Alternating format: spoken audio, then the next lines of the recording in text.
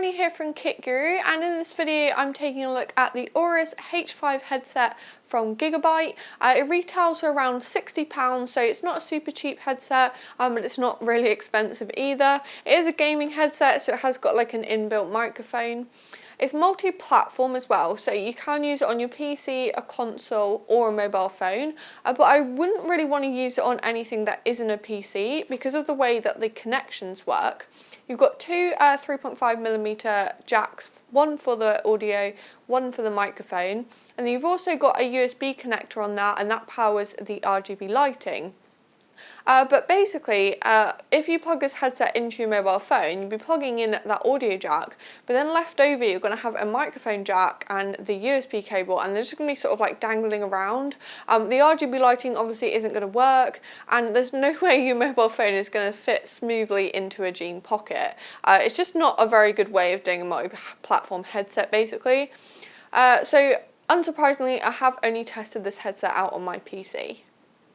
The headset is a pretty standard size, and it does feature the suspension headband design, which definitely reminds me of a couple of the SteelSeries headsets that I've owned.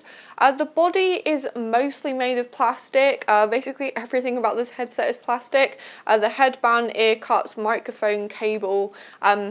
In fact, the only metal you're going to find on this headset is the functionless branding tag and the 4 pins that sort of hold the ear cups on. I can't really say I'm a big fan of this. It does make it feel quite cheap and tacky and thin, and I'm really not sure how well it's going to hold up over time. The aesthetics of this headset don't really do much for me either.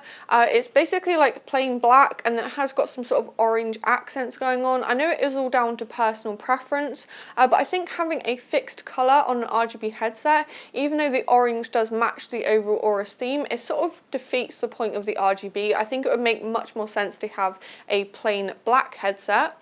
The branding I don't think is too overdone. You've got the Aorus name across the headband, and then there's also the Aorus name on each ear cup, and there is the RGB Aorus logo.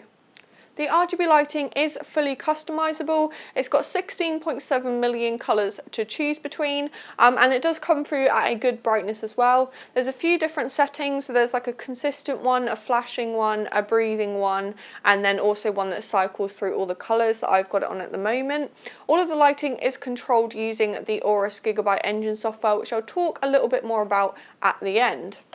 The cable on this headset is 3 meters long, so it's a really good length. You're not going to have any problems with it being too short, even if you have your PC on the floor or maybe on your desk a bit further away from where you're sat. The cable itself is plastic again. It's not a great cable. I prefer something braided, or maybe even something that has like a matte finish, just to make it feel a little bit more premium.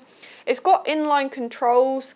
It is all down to personal preference once again, but I don't like inline controls because I find they're just like dangling around, they get in the way, they're a bit awkward to reach. I prefer to have the controls on the headset itself. The actual little controller, it's plastic fantastic again, basically. Black and orange, and then it's also got a scroll wheel on there to adjust the volume, and there's also a little switch to turn the microphone on and off. But yeah, I'm not really a fan of having the controls in line. The headset is very lightweight. It only weighs about 300 grams, which I think is probably the benefit of all of that plastic. It's also got the suspension headband design, which I really like. So because this headset is so lightweight, and because of the headband design, I find it to be really, really comfortable.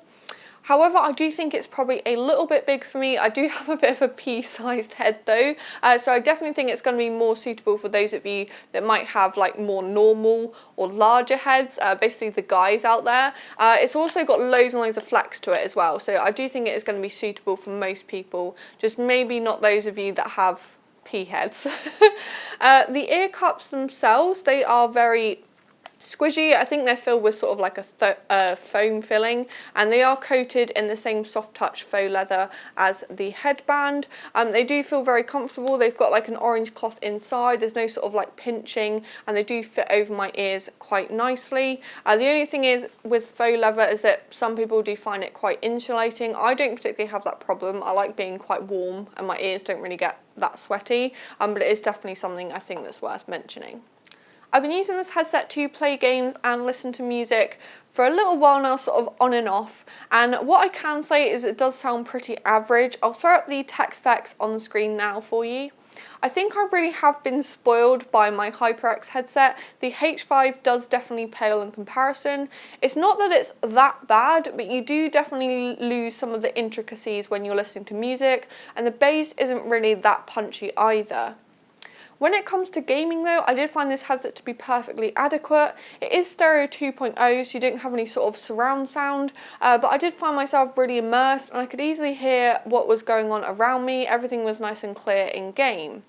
I did actually expect this headset to sound a little bit better though. It's not really a expensive headset, but it's not that cheap either, so I did want to hear better sound quality overall. The microphone, however, I did actually find to be pretty good. It's nice and clear and it does come through at a good volume. However, I did find that it doesn't seem to have any sort of noise cancelling, so if you are a mechanical keyboard user, you might annoy a few people while you're talking to them.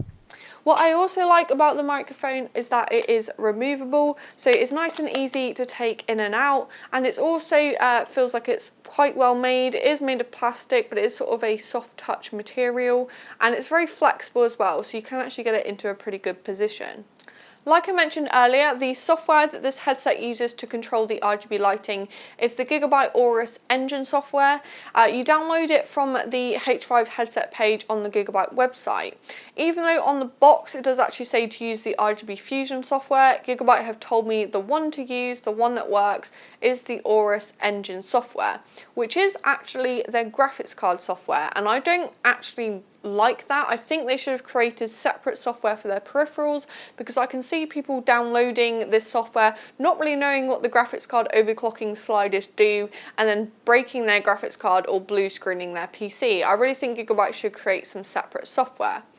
So the software itself, I'm not really a huge fan of anyway. It's very small and fuzzy on my 4K monitor. Some of the text is a bit small, it's quite difficult to read. I really want Gigabyte to update it with a fix so you can at least see it in the correct resolution if you are using a 4K monitor. I think they're becoming more commonplace now. When it comes to functionality as well, it is very limited. All you can basically do is just change the RGB lighting option, so you can change the colour or change between those 4 different profiles. There's not really anything else you can do in regards to this headset software wise. However though, it does mean that the software is very small, it's very simple to use, it's quick to download. I mean, it doesn't really cause any issues, it just sort of works and it sits in the background. Overall, there's nothing that's that wrong with the Aorus H5 headset, but there are quite a few things that I'm not a fan of. Mainly it's that it feels and looks a lot cheaper than it actually is, and overall that software isn't really that great. It does have the bonus of being a multi-platform headset, but because of the way the RGB lighting works, it's not really practical in my opinion. It sounds perfectly adequate for listening to music or gaming on, and I do think the microphone is quite good. It's also very comfortable to wear, but I don't really think it is worth the £60 asking price. There's other headsets out there that you might be able to find that are better and also around that same price point. However, I do think if you can find this headset on a good offer, then it is a budget headset worth considering. If you like this video from Kit Guru, make sure to give it a thumbs up. If you'd like to see more from Kit Guru, make sure to hit the subscribe button, and there's also a little bell icon on there as well, so you can get a notification of whenever a new video goes live.